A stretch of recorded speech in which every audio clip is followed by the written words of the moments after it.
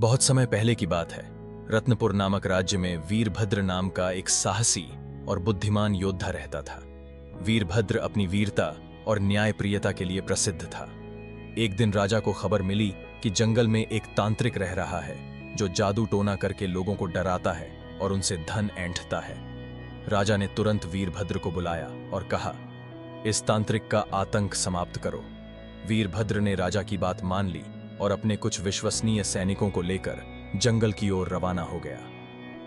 रात होने को आई थी जब वीरभद्र और उसके साथी एक रहस्यमय इलाके में पहुंचे।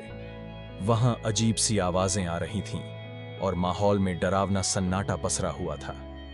जैसे ही वीरभद्र आगे बढ़ा, अचानक से एक आवाज आई, कौन है जो मेरे इलाके में घुसने का दुस्साहस कर रहा है? वीरभद्र ने चिल्लाकर कहा, मैं वीरभद्र हूं और मैं तुम्हारे आतंक का अंत करने आया हूं।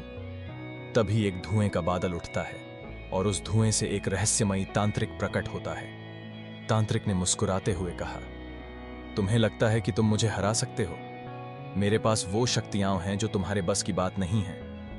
और फिर तांत्रिक ने एक मंत्र पढ़ा जिससे एक भयंकर आंधी उठी और वीरभद्र के सैनिक डर के मारे भागने लगे।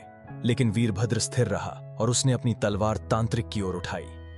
तेरी चालों से मैं डरने वाला नहीं, वीरभद्र ने साहसपूर्वक कहा। तांत्रिक ने क्रोधित होकर वीरभद्र को चेतावनी दी, अगर तुम यहां से नहीं गए तो मैं तुम्हें एक श्राप दे दूंगा जो तुमसे सब कुछ छीन लेगा।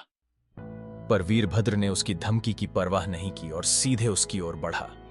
तब तांत्रिक ने चालाकी से एक जादुई बवंडर बनाया और उसमें वीरभद्र को फंसा लिया। वीरभद्र खुद को उस बवंडर से निकलने का प्रयास कर रहा था, लेकिन हर प्रयास विफल हो रहा था। तभी वीरभद्र को अपनी मां द्वारा दी गई एक माला याद आई। उसके गले में पड़ी थी कि मां ने कहा था कि यह माला उसे किसी भी कठिनाई से बचा सकती है। उसने माला को पकड़कर प्रार्थना की और उसी क्षण बवंडर टूट गया और तांत्रिक का जादू समाप्त हो गया।